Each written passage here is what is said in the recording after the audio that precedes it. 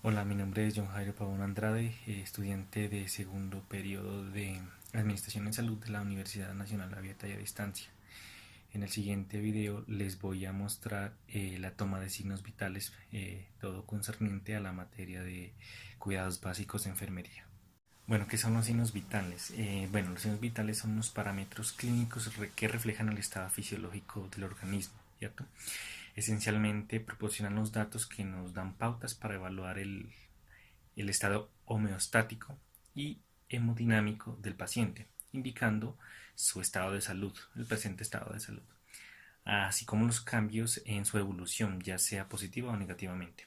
Los signos vitales incluyen la temperatura, la frecuencia respiratoria, la frecuencia cardíaca, la presión arterial. En algunos casos se cuenta con el quinto signo vital, que es el dolor, el cual es bastante utilizado en los niños. Existen medidas de signos vitales como oximetría, presiones como por ejemplo intracraneal, intraocular e intraabdominal. El primer signo vital del cual vamos a hablar ahorita es la temperatura. Puede definirse como el equilibrio entre la producción de calor por el cuerpo y su pérdida. Cuando la temperatura sobrepasa el nivel normal se activan mecanismos como la vasodilatación, la hiperventilación y la sudoración, que promueven la pérdida de calor. Bueno, y si por el contrario la temperatura cae por debajo del nivel normal, se activan mecanismos como el aumento en el metabolismo y las contracciones espasmódicas que producen los escalofríos. Bueno, la temperatura normal del cuerpo de una persona varía dependiendo de su sexo, su actividad reciente, el consumo de alimentos y líquidos, la hora del día y en las mujeres la fase del ciclo menstrual en la que se encuentre. En el cuerpo hay unos sitios específicos donde podemos tomar la temperatura.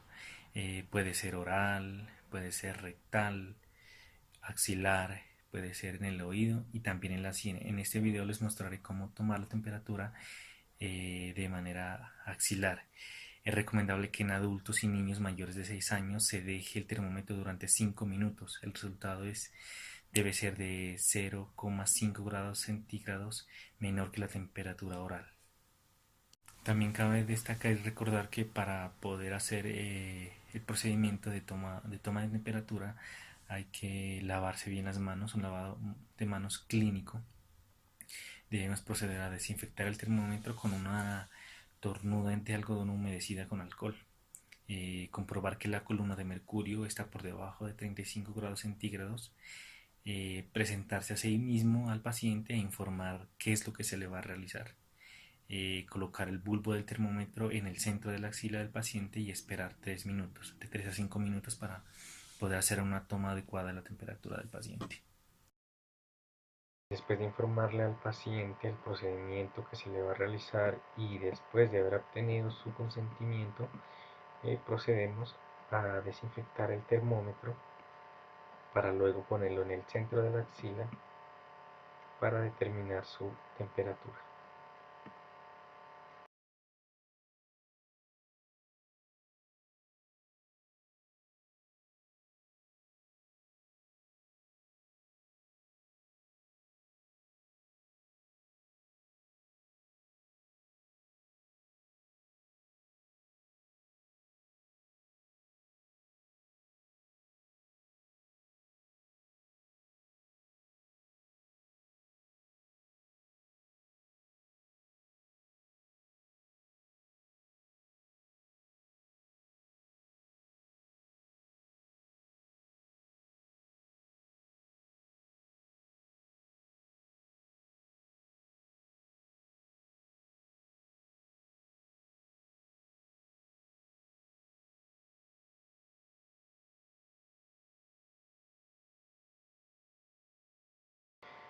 Después de haber transcurrido el tiempo suficiente, procedemos a quitar el termómetro y verificar los resultados e informarle a la paciente que si existe alguna irregularidad.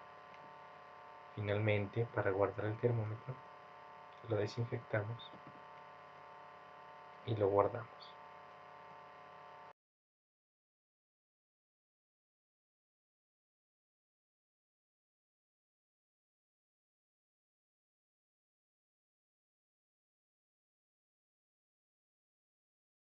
Para determinar los valores normales en el caso de la temperatura podremos utilizar una clasificación. Para los recién nacidos, la temperatura o valores normales van desde 36,6 grados centígrados a 37 grados centígrados. Los lactantes de 36,8 grados centígrados a 37,7 grados centígrados. Los niños de 2 a 8 años podemos encontrar una temperatura normal de 36,8 grados centígrados a 37 grados centígrados. En adolescentes y adultos, la temperatura normal varía entre 36,5 grados centígrados y 37,5 grados centígrados. Si encontramos una temperatura que va hasta los 38 grados centígrados, la podemos denominar febrícula. Si la temperatura oscila entre 38 grados centígrados y 39, es una fiebre moderada. Y una fiebre alta se trata cuando la temperatura es superior a 39 grados centígrados. En el caso de esta paciente, después de tomar su temperatura, encontramos que es de 37 grados centígrados, lo que está en el rango normal. Así que le informamos a la paciente que tiene una temperatura normal. Bueno, asimismo como en el caso de la temperatura, en el cuerpo también hay unos sitios específicos donde podemos tomar la frecuencia cardíaca. Entre ellos está el pulso temporal, el pulso carotídeo, el pulso branquial, pulso radial, femoral, popliteo, pulso tibial o posterior y el pulso medio. En el video les voy a mostrar cómo tomar el pulso radial en la muñeca. Informamos a la paciente del procedimiento, obtenemos su consentimiento y procedemos a tomar el pulso. Cabe destacar que es necesario la utilización de un reloj para obtener unos datos concretos, correctos. Y así determinamos si hay algún tipo de anormalidad en el pulso cardíaco. Cuando el paciente tiene un pulso regular, muchas veces no es necesario esperar un minuto para determinar el pulso. Simplemente esperamos 30 segundos y lo multiplicamos por 2. Cuando terminamos de tomar la frecuencia cardíaca de la paciente, encontramos que esta tiene una frecuencia de 60 pulsaciones por minuto, lo cual está dentro del rango normal para personas mayores de 15 años. Bueno, el tercer signo vital es la frecuencia respiratoria. La respiración es el proceso mediante el cual se toma el oxígeno del aire del ambiente y se expulsa al anhídrico carbónico del organismo. La respiración suele medirse cuando la persona está en reposo y consiste simplemente en contar el número de respiraciones durante un minuto, contando las veces que se eleva el pecho del paciente. Hay que tener en cuenta que la frecuencia respiratoria puede aumentar con la fiebre, las enfermedades y otras condiciones médicas. Cuando se mide la respiración también es importante tener en cuenta si la persona tiene dificultad para respirar. Hay que destacar también que la frecuencia respiratoria normal de un adulto que está en reposo oscila entre 15 y 20 respiraciones por minuto. Cuando la frecuencia es mayor de 25 respiraciones por minuto o menor de 12 en reposo se podría considerar algo anormal.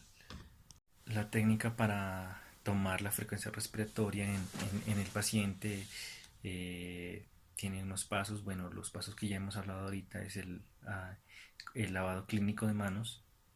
Es importante no informar al paciente que se va a hacer la toma de la respiración para evitar la alteración de la misma. Colocar la mano en cualquier lugar del tórax o abdomen y contar cuántas veces se eleva esta en un minuto. En este momento nos ayudamos del estetoscopio para verificar la frecuencia respiratoria de la paciente. También nos podemos ayudar con el reloj.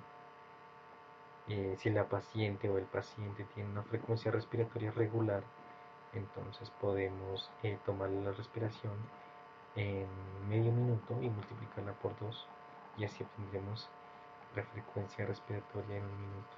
Después de tomar la frecuencia respiratoria procedemos a interpretar los valores. Entonces tenemos que para un recién nacido los valores normales van de 60 a 40 respiraciones por minuto de lactantes, de 25 a 40 de niños de 1 a 3 años, de 20 a 30 respiraciones niños de 3 a 12 años, 18 a 25.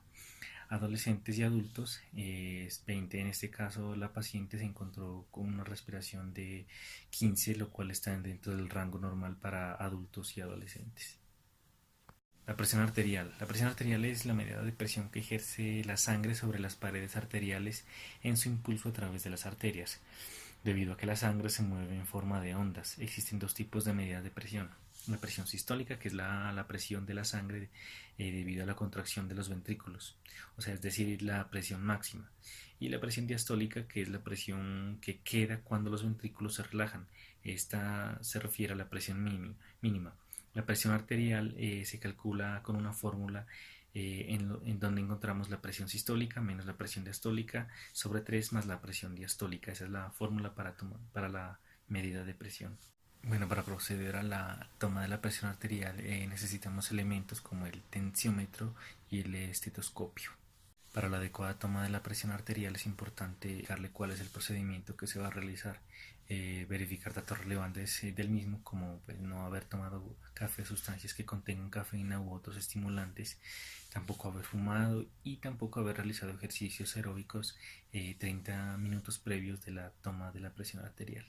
También hay que verificar que esta persona haya descansado al menos 5 minutos. Ubicamos el tensiómetro en el brazo, el cual debe estar desnudo hasta el hombro, 2 dedos arriba del pulso branquial. Lo ubicamos bien, de tal manera que se fije perfectamente el brazo. Ubicamos el reloj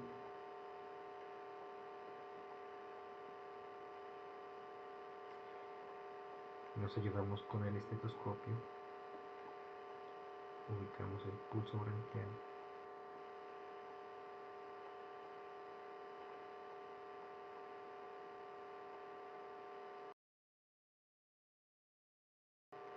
es importante que el brazo del paciente esté derecho.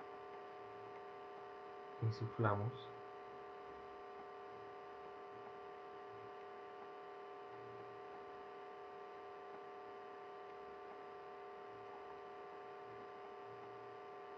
Posteriormente soltamos el aire de manera paulatina hasta que podamos obtener un resultado.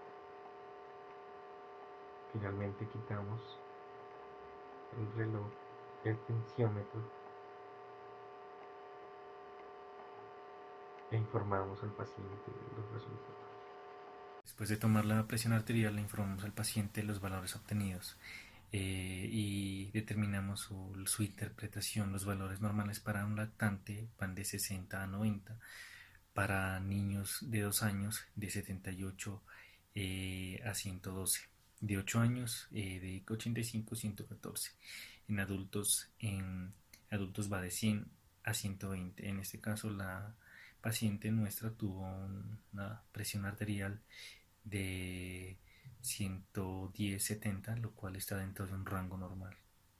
Bueno, para finalizar esta explicación, quiero resaltar que hay unos puntos muy básicos que debemos tener en cuenta y es debemos presentarnos antes del procedimiento, presentarnos para que el paciente sepa quiénes somos y entran en confianza con nosotros. Asimismo, pedirles el consentimiento para poder hacer este procedimiento y explicarles en qué consiste.